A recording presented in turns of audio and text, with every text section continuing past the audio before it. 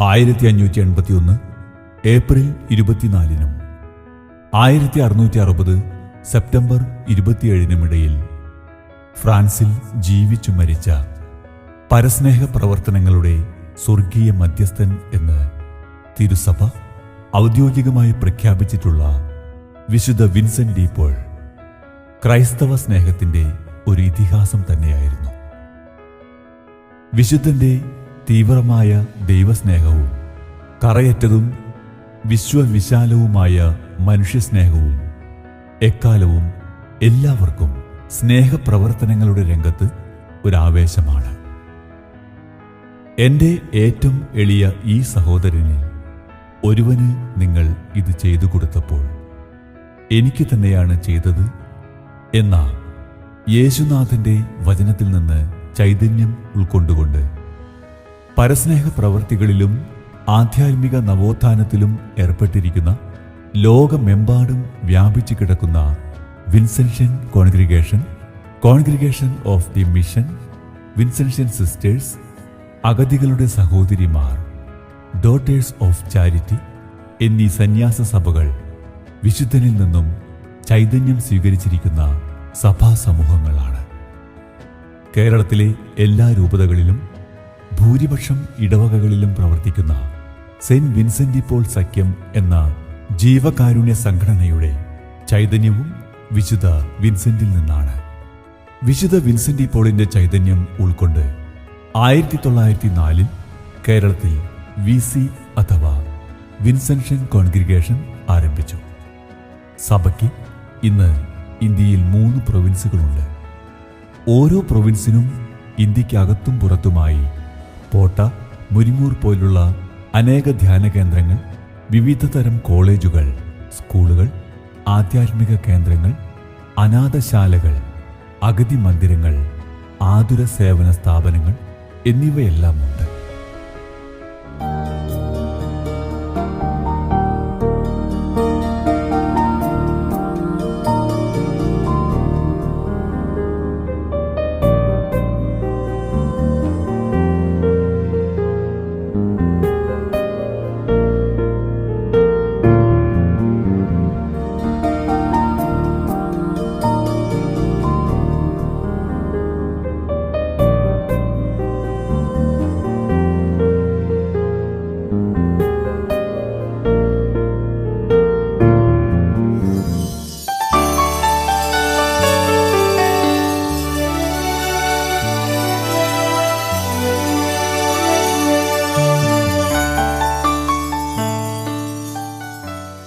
ദരിദ്രരോട് സുവിശേഷം പ്രസംഗിക്കുക എന്നുള്ളതാണ് വിൻസെൻഷ്യൻ സഭയുടെ ലക്ഷ്യം. ഈ ആശയം കൂടുതൽ പ്രാക്ടിക്കലായിട്ട് എങ്ങനെ കൊണ്ടുവരാമെന്ന് അന്നത്തെ, അതായത് 1985-86 കാലഘട്ടങ്ങളിലുള്ള സഭാധികാരികൾ ചിന്തിക്കുകയും അങ്ങനെ അവരുടെ ചിന്തയുടെ കൂടിയാലോചനയുടെ ഫലമായിട്ടാണ് 1989 സഭാധികാരികൾ തിരുവനന്തപുരത്ത് രോഗികൾക്കായിട്ടുള്ള ഒരു കെയർ സെൻറ്റർ തുടങ്ങാമെന്ന് തീരുമാനിക്കുകയും അവിടെ സ്ഥാപിതമാവുകയും ചെയ്യുന്നത്. അവിടെ റീജിയണൽ ക്യാൻസർ സെൻറ്ററിനോട് സമീപിച്ച് തന്നെ ഒരു ക്യാൻസർ സെൻറ്റർ നമ്മൾ തുടങ്ങുകയുണ്ടായി. അതിനുശേഷം 2001 കോഴിക്കോട് മെഡിക്കൽ കോളേജിൻ്റെ അരികിൽ നമ്മൾ സ്ഥലം വാങ്ങുകയും 2002 ഇവിടെയും ഒരു ക്യാൻസർ സെൻറ്റർ തുടങ്ങുകയും ചെയ്തു. ഒരുപാട് പേര് ഇവിടെ അതിനുശേഷം രോഗികളായിട്ട് വന്നു. നമുക്കറിയാം, കോഴിക്കോട്, മലപ്പുറം, വയനാട്, കണ്ണൂർ, കാസർഗോഡ്, പാലക്കാട്, ഈവൻ തൃശ്ശൂർ പോലും ഉള്ള രോഗികൾ നമ്മുടെ കോഴിക്കോട് മെഡിക്കൽ കോളേജിനെയാണ് ആശ്രയിക്കുന്നത്. പ്രത്യേകിച്ച് അന്നത്തെ കാലഘട്ടത്തിൽ ഇന്ന് കാണുന്ന വലിയ സൗകര്യങ്ങളോ ആശുപത്രികളോ ഒന്നും ഈ മലബാർ ഭാഗത്തുണ്ടായിരുന്നില്ല. വിദഗ്ധ ചികിത്സയ്ക്കും നീണ്ട ചികിത്സയ്ക്കും ഒക്കെ ഈ മെഡിക്കൽ കോളേജിനെ ആശ്രയിക്കേണ്ടതായിട്ടുണ്ടായിരുന്നു. എന്നാൽ ഒരുപാട് നീണ്ടു നിൽക്കുന്ന ചികിത്സകൾ, പ്രത്യേകിച്ച് ക്യാൻസർ ട്രീറ്റ്മെൻറ്റ്, അവിടെ റേഡിയേഷൻ, കീമോതെറാപ്പി, സർജറി എന്ന് പറയുന്ന ചികിത്സകളെല്ലാം നീണ്ടു നിൽക്കുന്ന ചികിത്സകളാണ്. എല്ലാവരെയും മെഡിക്കൽ കോളേജിൽ അഡ്മിറ്റ് ചെയ്തുകൊണ്ട് ചികിത്സ നടത്തി കൊടുക്കാൻ പറ്റാത്ത ഒരു സാഹചര്യമുണ്ട്. പറ്റുന്ന അത്രയും ആളുകളെ അവരവിടെ ചികിത്സിപ്പിക്കുന്നു. എന്നാൽ കുറേ പേർക്ക് പുറത്ത് നിൽക്കേണ്ടതായിട്ടുള്ള ഒരു സാഹചര്യം അന്നുണ്ടായിരുന്നു. അപ്പോൾ അവരെ എങ്ങനെ സഹായിക്കാൻ സാധിക്കും എന്നതിൻ്റെ വെളിച്ചത്തിലാണ് വിൻസെൻഷൻ സഭ, പ്രത്യേകിച്ച് മേരി മാതാ പ്രോവിൻസ്, ഇവിടെ അതുപോലുള്ള രോഗികൾക്ക് നിൽക്കാനുള്ള ഒരു കെയർ സെൻറ്റർ തുടങ്ങാമെന്ന് തീരുമാനിച്ച് അത് നടപ്പിലാക്കുന്നത്.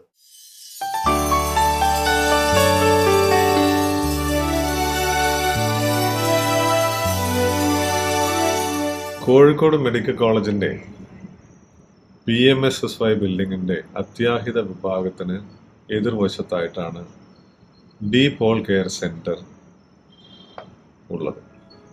2001 മുതൽ മെഡിക്കൽ കോളേജിനോട് ചേർന്ന് വിൻസെൻഷ്യൽ സഭയിലെ വൈദികരുടെ നേതൃത്വത്തിൽ പ്രവർത്തിച്ചു വരുന്ന ഒരു ചാരിറ്റബിൾ സ്ഥാപനമാണ് ഡി പോൾ കെയർ സെൻറ്റർ. നമുക്കറിയാം, എല്ലാ രോഗികളെയും, അല്ലെങ്കിൽ മേജർ ശസ്ത്രക്രിയക്കുള്ള രോഗികൾ, മറ്റ് മേജർ അസുഖങ്ങളായിട്ട് വരുന്ന രോഗികളെ എല്ലാവരെയും നമുക്ക് അഡ്മിറ്റ് ചെയ്തുകൊണ്ട് പൂർണ്ണമായിട്ടും സമയബന്ധിതമായിട്ട് ചിലപ്പോൾ കാര്യങ്ങൾ ചെയ്തു തീർക്കാൻ സാധിക്കാത്ത അവസ്ഥയുണ്ട്. എമർജൻസി എല്ലാ കാര്യങ്ങളും നമ്മൾ കറക്റ്റായിട്ട് ചെയ്യുന്നുണ്ടെങ്കിലും അല്ലാത്ത കുറച്ച് ദിവസം വെയിറ്റ് ചെയ്യാൻ പറ്റുന്ന രോഗികളൊക്കെ നമ്മൾ മറ്റ് സ്ഥലങ്ങളിൽ താമസിപ്പിച്ച് അവരുടെ ഒരു ഊഴം വരുന്നതിനനുസരിച്ച് ഹോസ്പിറ്റലിലേക്ക് വിളിച്ച് കാര്യങ്ങൾ ചെയ്തു കൊടുക്കുന്ന ഒരു പതിവുണ്ട്. ഇതിലേറ്റവും കൂടുതൽ സഹായിക്കുന്ന ഒരു സ്ഥാപനമാണ്, ഒരു ചാരിറ്റബിൾ സ്ഥാപനമാണ് ഡി പോൾ കെയർ സെൻറ്റർ. നമുക്കറിയാം, ഇവിടെ വളരെ അടുത്താണ്, കോളേജിൽ നിന്ന് നടന്നു പോകാനുള്ള ദൂരം മാത്രമേ ഉള്ളൂ. വളരെ സേഫ് ആയിട്ടുള്ളൊരു അന്തരീക്ഷമാണ്, വളരെ നീറ്റായിട്ടുള്ളൊരു സ്ഥലമാണ്. ഭക്ഷണം ഫ്രീ ആയിട്ടുണ്ട്. അവിടെ താമസിക്കാനായിട്ട് രോഗിക്കും രോഗിയുടെ കൂടെയുള്ള ഒരു ബൈസ്റ്റാൻഡർക്കും, അതുകൂടാതെ ഒരാളും കൂടി കൂടുതലുണ്ടെങ്കിൽ 3 പേരെയും വെക്കാനുള്ള രീതിയിലുള്ളൊരു സംവിധാനം അവിടെയുണ്ട്. അപ്പോൾ ഫ്രീ ആയിട്ട് ഭക്ഷണവും, പിന്നെ അതുകൂടാതെ മാനസികമായിട്ട് എന്തെങ്കിലും പ്രയാസങ്ങളുണ്ടെങ്കിൽ അതിനുള്ള കൗൺസിലിങ്ങും മറ്റു കാര്യങ്ങളിലുള്ള ഗൈഡൻസുകളും സെമിനാറുകളും ക്ലാസ്സുകളൊക്കെ ഇവിടെ നടത്തപ്പെടുന്നുണ്ട്. ശരിക്കും പറഞ്ഞു കഴിഞ്ഞാൽ നമ്മുടെ ക്രോണിക് അസുഖങ്ങളുള്ള രോഗികളിൽ പലരും, എത്രയോ ആയിരക്കണക്കിന് രോഗികളുടെ കൂട്ടിരിപ്പുകാർ ഈ സ്ഥാപനത്തെ ആശ്രയിച്ച് അവിടെ നിന്നുള്ള സഹായങ്ങളെല്ലാം ലഭിച്ചിട്ടുള്ളവരാണ്. പ്രത്യേകിച്ചും ഹൃദയ സംബന്ധമായിട്ടുള്ള അസുഖങ്ങൾ, ഹൃദയ സംബന്ധമായിട്ടുള്ള ശസ്ത്രക്രിയകൾ, കിഡ്നി ട്രാൻസ്പ്ലാന്റ് രോഗികൾ, കീമോതെറാപ്പി എടുക്കുന്ന രോഗികൾ, റേഡിയേഷൻ എടുക്കുന്ന രോഗികൾ, ഇവരെല്ലാം ഇവിടെ താമസിച്ച് അവരുടെ കാര്യങ്ങളെല്ലാം ചെയ്ത് വളരെ സമാധാനത്തോടു കൂടി ജീവിക്കാനുള്ള, അല്ലെങ്കിൽ അവിടെ താമസിക്കാനുള്ള ഒരു സൗകര്യം ലഭിച്ചു വന്നിട്ടുണ്ട്.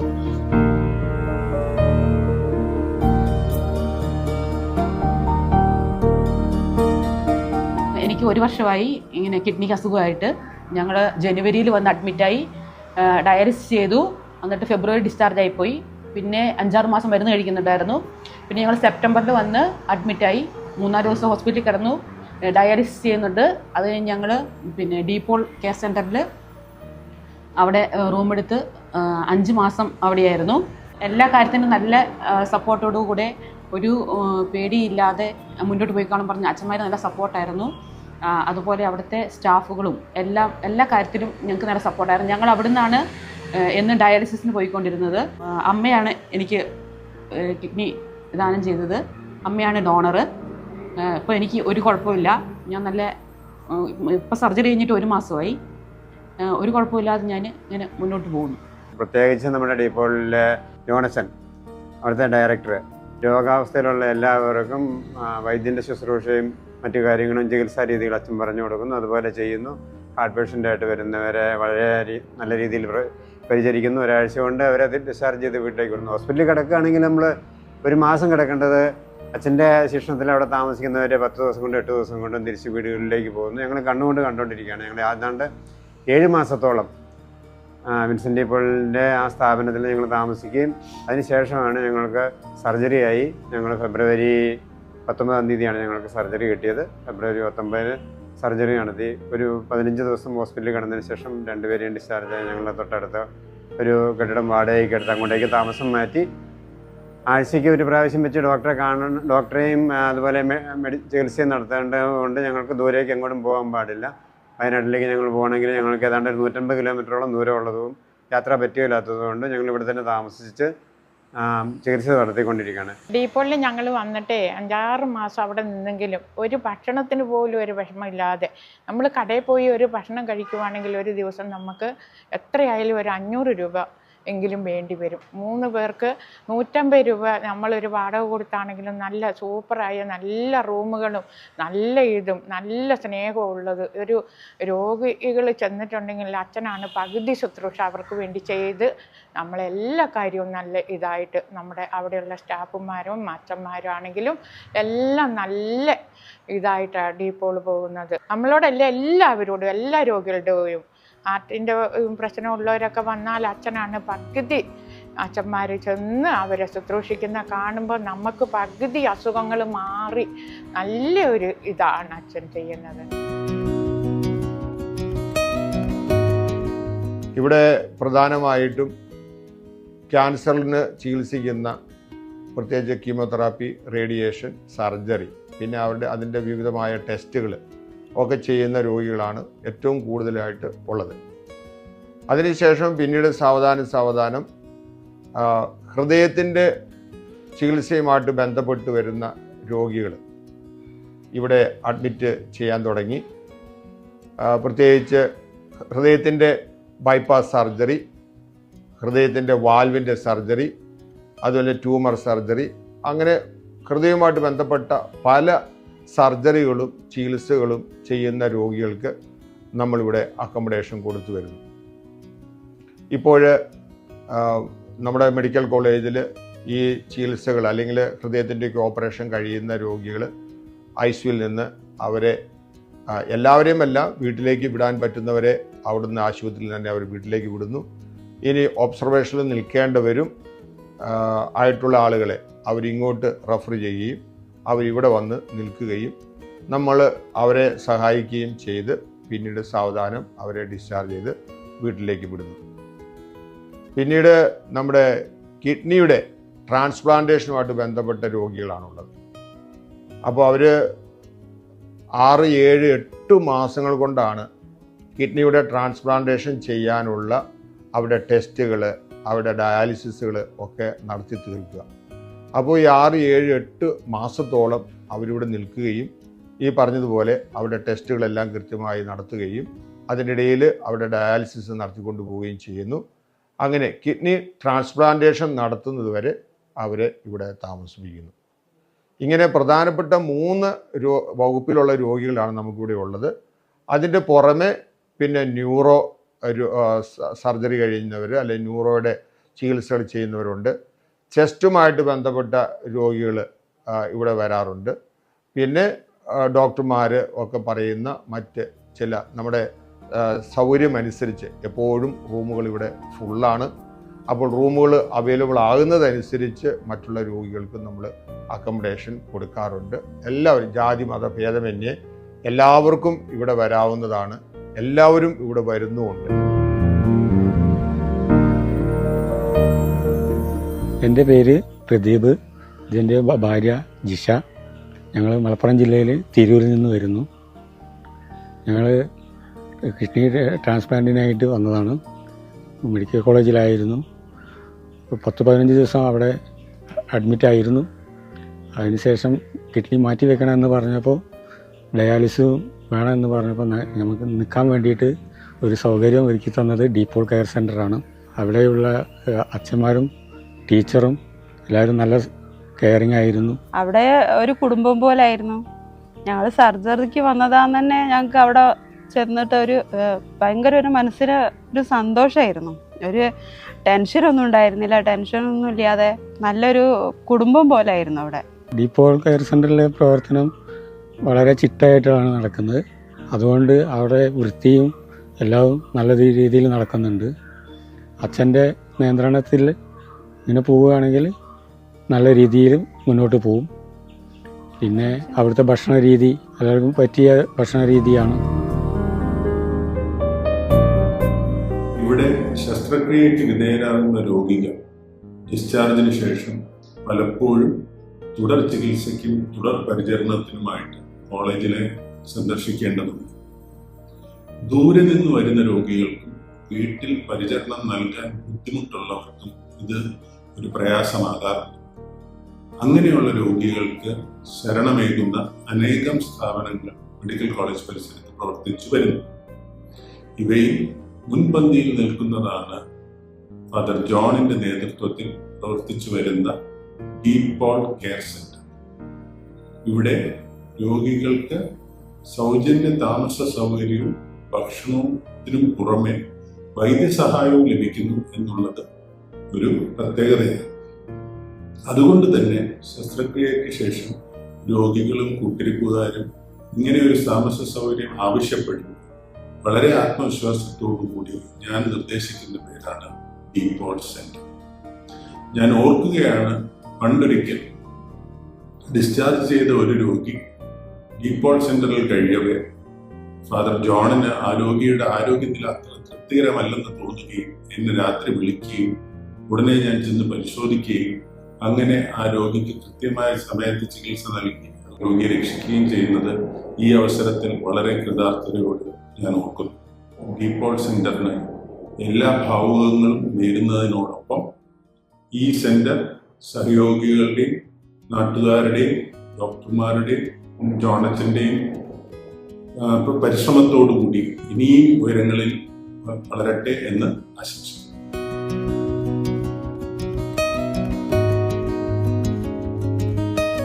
എൻ്റെ പേര് ജയശ്രീ, ഹസ്ബൻഡിൻ്റെ പേര് ജയപ്രകാശ്. ഞങ്ങൾ കിഡ്നി ട്രാൻസ്പ്ലാന്റേഷനായിട്ട് വന്നതാണ്. അപ്പം മാറ്റി വെച്ചു. 6 മാസം ഞങ്ങൾ ഇവിടെ നിന്നു. ഇപ്പോൾ ഇവിടെ ഞങ്ങൾ 6 മാസം നിന്നപ്പോൾ ഞങ്ങൾ ഇവിടെ നിന്നാണ് ടെസ്റ്റുകളെല്ലാം ചെയ്തത്. പിന്നെ ഇവിടെ നിന്നപ്പോൾ ഇങ്ങനെ അസുഖത്തിൻ്റെ കാര്യം നമുക്ക് അത്ര ടെൻഷനൊന്നും അറിഞ്ഞിരുന്നില്ല. 2 മാസം കഴിഞ്ഞപ്പോൾ ഞങ്ങൾ നാട്ടിലേക്ക് പോയി സർജറി കഴിഞ്ഞിട്ട്. ഇപ്പോൾ സുഖമായിരിക്കുന്നു. ഇതാണ് ഒരു റൂമിൻ്റെ ഫെസിലിറ്റി. ഇവിടെ രോഗി കിടക്കും, ഇവിടെ ബൈസ്റ്റാൻഡർ, പിന്നെ അവിടെ ബാത്റൂം കാര്യങ്ങൾ. ഇത് നമ്മുടെ ഹാർട്ടിൻ്റെ സെക്ഷനാണ്. റൂം നമ്പർ 101 തുടങ്ങി അങ്ങോട്ട് ഹാർട്ടിൻ്റെ സെക്ഷനാണ്. ഇതാണ് ഹാർട്ടിൻ്റെ സർജറി കഴിഞ്ഞ് കിടക്കുന്നത്.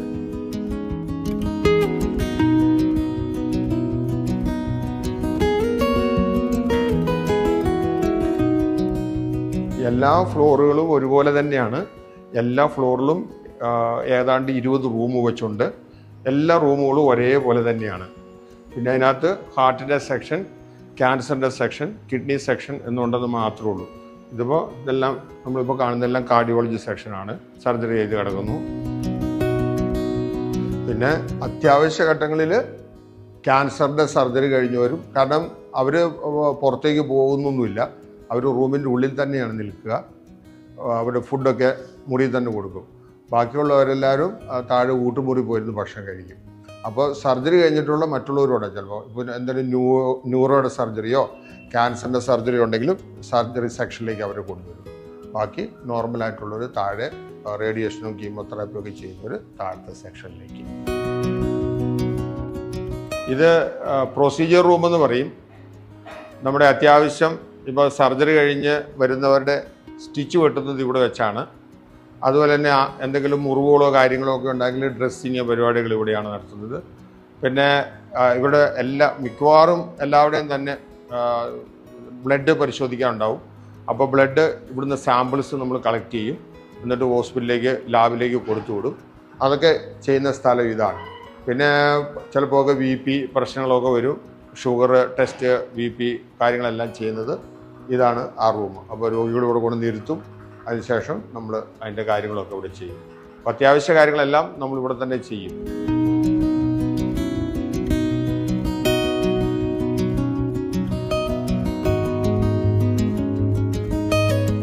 ഇത് ഒരു ഡോർമെറ്ററിയാണ്, 10 പേർക്ക് നിൽക്കാവുന്ന ഡോർമെറ്ററി. അതായത് ചില പേഷ്യൻസിൻ്റെ കൂടുതൽ 2 ബൈസ്റ്റാൻഡർമാരുണ്ടാവും. അങ്ങനെ വരുമ്പോൾ ഒരാളെ നമ്മൾ റൂമിലും അക്കോമഡേറ്റ് ചെയ്യും, ഒരാളെ നമ്മൾ ഇവിടെയും അക്കോമഡേറ്റ് ചെയ്യും.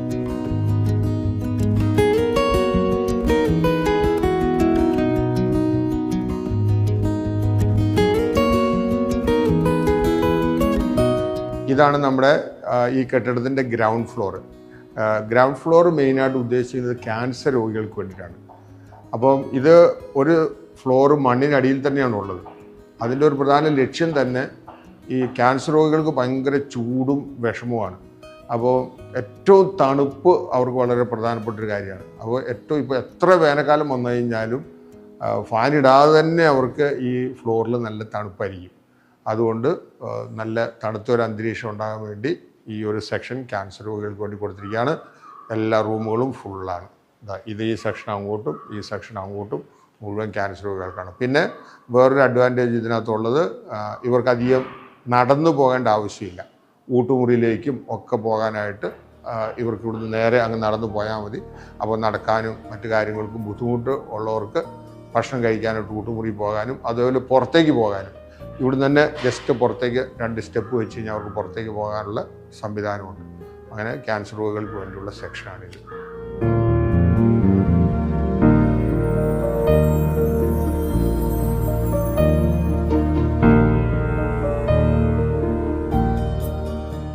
ഞങ്ങൾ മലപ്പുറം ജില്ലയിലെ വണ്ടൂർ എന്ന ഗ്രാമത്തിൽ നിന്ന് വരുന്നവരാണ്. ഇതെൻ്റെ അമ്മയാണ്. അമ്മയ്ക്ക് ക്യാൻസർ പേഷ്യൻ്റാണ്. അമ്മയ്ക്ക് റേഡിയേഷന് വേണ്ടിയിട്ടാണ് ഞങ്ങൾ ഇവിടെ വന്നത്. അങ്ങനെ കോളേജിൽ നിന്ന് 25 ദിവസത്തെ റേഡിയേഷൻ ഉണ്ടെന്ന് പറഞ്ഞ സ്ഥിതിക്ക് അവിടുന്ന് താമസിക്കാൻ വേണ്ടി ഞങ്ങൾ അന്വേഷിച്ചപ്പോൾ ഇങ്ങനെ പറഞ്ഞു, ഇങ്ങനെ ഒരു ഡീപോൾ സെൻറ്റർ ഉണ്ടെന്ന് പറയുകയും ഞങ്ങൾ അവരായിട്ട് ബന്ധപ്പെടുകയും ഞങ്ങൾക്ക് ഇവിടെ റൂം അനുവദിച്ച് തരികയും ചെയ്തു. തീർത്തും നല്ലൊരു ഗ്രഹാതുരത്വം അനുഭവിക്കുന്നവരായിരിക്കായിരുന്നു ഇവിടെ ഈ കഴിഞ്ഞ 25 ദിവസം. ഇവിടെ എല്ലാ അച്ഛനും മറ്റു കൊച്ചച്ഛന്മാരും എല്ലാവരും മാക്സിമം നമ്മളെ കെയർ ചെയ്യുകയും, കൂടാതെ ഏറ്റവും കൂടുതൽ ഇവിടെ ഇതാവണത് ഇവിടുത്തെ നീറ്റ് ആൻഡ് ഫ്രഷാണ്. വൃത്തിയുടെ കാര്യത്തിൽ അച്ഛൻ സ്റ്റാഫുകളും ഒരു വിട്ടുവീഴ്ചയ്ക്കും തയ്യാറില്ല. അത് തന്നെ ഒരു രോഗിയെ സംബന്ധിച്ച് ഏറ്റവും നല്ല രോഗിയുടെ ഒപ്പം നിൽക്കുന്ന ആളും ഏറ്റവും നല്ലൊരു കാര്യമാണ്.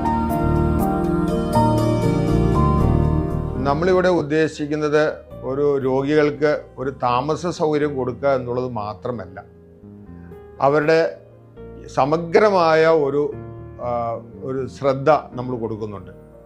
പറഞ്ഞു കഴിഞ്ഞാൽ ഈ രോഗികളെല്ലാം അവർക്ക് അവരുടേതായ പ്രത്യേക ഡയറ്റുണ്ട്. ഈ ഡയറ്റ് കറക്റ്റായിട്ട് കീപ്പ് ചെയ്യുന്നതാണ് ഈ രോഗികൾക്ക് ഏറ്റവും പ്രധാനപ്പെട്ട കാര്യം. അപ്പോൾ അവർക്ക് കൊടുക്കേണ്ട നല്ല ഭക്ഷണം, അവർ കഴിക്കേണ്ട നല്ല ഭക്ഷണം ഇവിടെ നമ്മൾ ഉണ്ടാക്കി അത് ഫ്രീ ആയിട്ട് അവർക്ക് കൊടുക്കുന്നുണ്ട്. അതുപോലെ തന്നെ വരുന്നത് പലരും ഒരുപാട് മാനസിക സംഘർഷങ്ങൾ അനുഭവിച്ചുകൊണ്ടാണ്. ശരിക്കും പറഞ്ഞാൽ ചിലർ ഇനി ജീവിതം മുന്നോട്ടില്ല എന്ന് ചിന്തിക്കുന്ന ആളുകൾ വരെയുണ്ട്. പിന്നെ കുടുംബക്കാരെല്ലാം പറയുന്നത് കൊണ്ട് ഒരു ചികിത്സയ്ക്ക് വരുന്നു, റേഡിയേഷൻ ആയാലും കീമോതെറാപ്പി ആയാലും സർജറി ആയാലും ഒക്കെ അങ്ങനെ വരുന്ന ആളുകളുമുണ്ട്. മാനസികമായിട്ട് തകർന്നു വരുന്ന അവരെ നമ്മൾ മാനസികമായിട്ട് അവർക്ക് വേണ്ട പ്രചോദനമൊക്കെ കൊടുത്ത്, ഉണർവൊക്കെ കൊടുത്ത്, ശക്തിയൊക്കെ കൊടുത്ത്, ഒരു പ്രതീക്ഷയൊക്കെ കൊടുത്ത് അവരെ ആ ചികിത്സയ്ക്ക് നന്നായിട്ട് ഒരുക്കുക എന്നുള്ളതാണ്. അങ്ങനെയുള്ള 100 കണക്കിന് രോഗികളെ ഈ കഴിഞ്ഞ 10 വർഷത്തിനിടയിൽ ഞാൻ കണ്ടിട്ടുണ്ട്. അപ്പോൾ അവർക്കെല്ലാം വലിയൊരു പ്രതീക്ഷ കൊടുക്കാൻ നമുക്ക് സാധിച്ചിട്ടുണ്ട്. അതാണ് നമ്മുടെ ഏറ്റവും പ്രധാനപ്പെട്ട ഒരു ലക്ഷ്യം. വിശദ വിവരങ്ങൾക്ക് DePaul care centre, government medical college, Kozhikode. Phone 0495235712.